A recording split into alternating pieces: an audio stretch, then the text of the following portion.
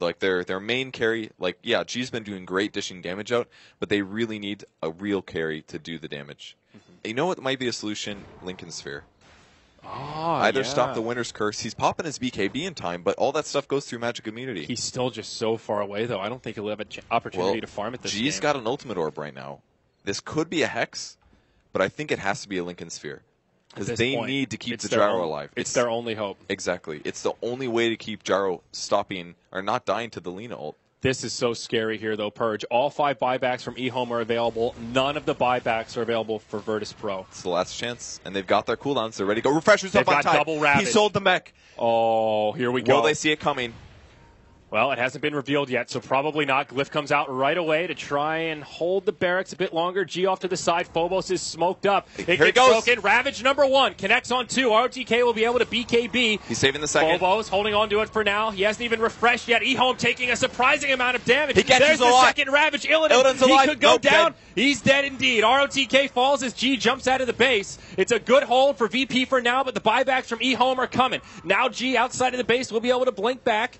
Barracks going down here, but Phobos coming out of the base. He's pretty tanky. Walrus Punch will lock him in place. Ice Shards to try and break up the back line. And now Phobos will certainly fall. The rest of VP on the back foot, headed towards the well. It's Yang in hot pursuit. He'll get the Ancient Apparition. G with the last-ditch Sonic Wave, but this seems to be the end here, Purge. It's eHome that will take a 2-0 over Virtus Pro and secure themselves top 4 in Group B of the International 5 group stages. Oh, what an emotional game. Up and down. One team getting an advantage. VP getting the advantage back. They grabbed the core items, but in the end, the cores were just too strong against what VP were dealing with, and Gyro just didn't have the HP to survive those Lina ults.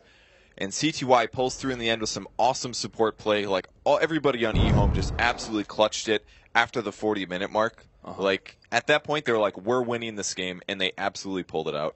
What an incredible series. Game 1, super heated and action-packed. Game 2, even better. It came down to the bitter end. VP putting up one hell of a good fight, but in the end, they just couldn't do it. With that, folks, we're done for now. We're going to hand it back over to the analysts to see what they thought about that game. And here we are. Okay. We're right here. We haven't gone anywhere. All right. Well, okay. We'll go through the situations a little bit later. We caught the later half or portion of that game. And what you guys think? I mean, eHome looking really strong today, apparently. Just not. I mean, I guess they drew a lot, so that doesn't really say too much until now. That doesn't say too much about how they were playing.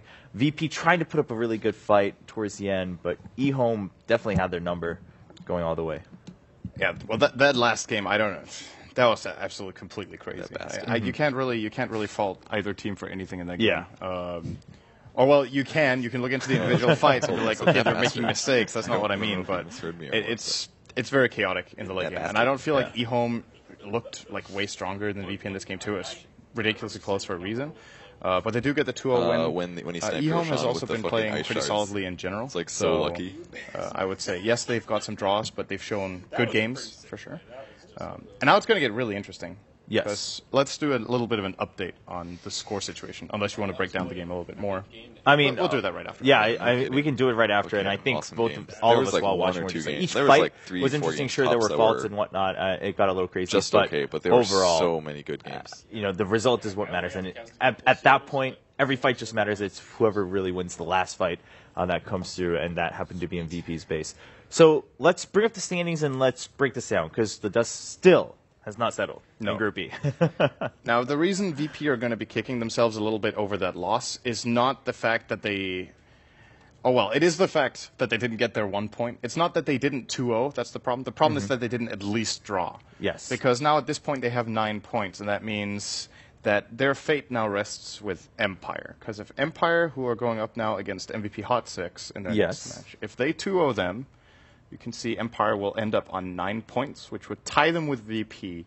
And we don't do heads up for fourth place. For fourth place, there's a tiebreaker series being played. Yeah, that's it's too important. So. Yes. So therefore, all of the results don't matter if it's tied for fourth place. And that is pretty likely that Empire could 2-0 MVP. And in addition to that, of course, if you're looking for eHome, they have another matchup. They will be playing C-Deck as their last game. And that's important, too, because if one of the teams 2-0s, they actually get first place. And even though it looks like it would be a shared first place for eHome and EG, it is for eHome alone. because they have the better tiebreaker going down. Right. The tiebreaker is you start at the top, you go down, and you check matchups. And they both, should eHome win, both eHome and EG would have 2-0'd CDEC, but then against VP, EG drew, and eHome would have then 2-0'd them, as we just saw. So both series remaining very, very important. Yeah, so nothing really still settled. Unfortunately, MVP Hot 6 doesn't, even if they get the 2-0 against Empire, they are still going to be just at the very bottom 2 slots of Group B. So they will not get a choice going to the bracket stage. So that's something I guess we can confirm after their match against Newbie. But yeah, I mean, the fact that we have like one set of matches, right? So 2 matches left in the day, in the week of the group stages, and we still don't know exactly how things are panning out or even which 4 teams exactly from Group B are going to move on is pretty crazy. Winter, do you dare to even predict how this is going to go through? Because it's just getting flip-flopped all back and forth. I started by saying Group A is slightly stronger, but apparently not. Well, I mean, it depends on how you look at it, right? Like, regardless, I guess what we know for sure is Group B is much closer together. And you could say, I guess, there were more upsets. But there were also a lot of draws in Group B. So it seems like they were just much more even in ground. We wouldn't be in this kind of situation if there weren't those draws at the start. I mean, I know starting my first day, I had the doubleheader with EG where they dropped one game against Newbie and a game against Virtus Pro, which most people didn't expect. They were expecting EG to come in and be able to 2-0 their opponents pretty swiftly. And now you look at it, had they been able to do that with just one of those teams, they wouldn't have to worry about this position. So yeah, and a lot of those other situations could have changed too. I mean, the fact that even Newbie finishing the whole week with a 0-6-1 result, it seems lackluster because it's a 0 in front, but then the fact that means they took 6 games off throughout. So every opponent except for one, they've taken a map off, they've tied. That's pretty impressive, especially. And who knows how they would have gone in best of 3s, right? Exactly. That's what we're the going thing to, obviously, later on. So definitely pretty interesting, but here the big storyline is, can eHome make it all the way to the very top of Group B? And is Empire going to give it their all, of course, which I'm sure they want to tie VP and force it to a tiebreaker for that upper bracket versus lower bracket difference? And that one is huge. I mean, because if you go into the lower bracket again, as we've been mentioning throughout the week, next week, the very first matches in the lower bracket are best of 1. So you just don't want to have to play that risk. You want to start somewhere where you start with a best of series, and then you also get that second chance in the lower bracket. We get more Dota if Empire 2-0s. That's what everyone wants, right? More Dota. That is true. Winter, you don't seem that excited. Come on, man. Man, if it's a good You're game. a VP fan? Compared to Empire, kind of yes, because I like to watch how FNG drafts and the way he thinks, like he picks heroes for his team, for his players. Like for G and for Illidan, he likes to give them their like favorite heroes. I like the way he just picks their favorite heroes and just give it to them in the draft and fits the other 3 towards the 2 of their heroes. Like the 2 of their core players' heroes. So I'll be sad if he goes down. Yeah, but I mean at the same time, again, no one gets knocked out though, right, in the group stages. So that's already pretty then I'll exciting. see less of VP, technically. Well, you know, it depends on how. Well, I guess no matter what, I guess you would see less because they would be playing technically less matches.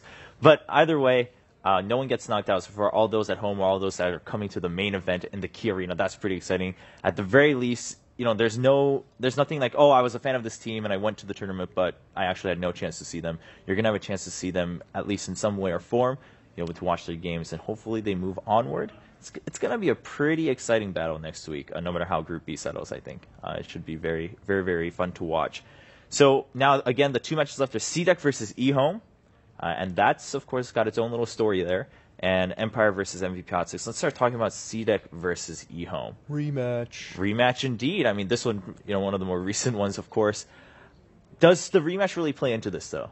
So just to specify, with rematch, we mean the rematch of the finals of the qualifiers. Right, Correct. yes. Yeah. So these were the 2 top teams in the China's qualifiers. Most people deemed that neither of them would have a really good shot at this event or at placing high. I think a couple of people were saying CDEC actually could make a big upset and be really good. So, for example, LD, so good prediction. Going into this, I think history is not important. I think eHome were just stronger in the qualifiers by far. In this tournament, CDEC has maybe been the team that has improved the most over the last month and a half. Like, it's actually been incredible how far they've come so far. If they can keep up their high level of play, I think they're the favorites going into this one, whereas in the qualifiers, most people just said eHome will win the finals of that one. So that alone just shows how much better they've come. Winter, what do you think about just these two teams matching up? I think that eHome has also improved their game in the past couple of series, so I definitely agree that CDAC they look more like the favorite coming into this match, and they look much more stable and stronger than eHome in general in all their games. But I wouldn't count eHome off because they've been improving as well, and they are both Chinese teams, so they're going to understand each other very, very well, and who knows. Anything can happen, but slight edge to CDAC. Yeah, and Dakota, any thoughts on your end? I think it's going to come down a lot to the early game. CTY is a very gifted mid laner, and I'm very anxious to see that mid lane matchup, but then also if how the off lane is going to go for eHome. They have ROTK. That's what we always talk about, how the off lane is going to go for eHome. So they have ROTK. On the other side, you have Aggressive, and he could punish ROTK if he just does too many ROTK things. So. There you go. I mean, I'm glad you guys brought up ROTK. Again, we're talking about eHome possibly making a sudden run in the very last day to possibly first place in Group B. You guys are saying ROTK matters a lot for eHome in-game. At the same time, of course, out of game, of course, it's going to matter. eHome making a run for TI5. Let's take a look at ROTK's story alongside eHome coming into TI5.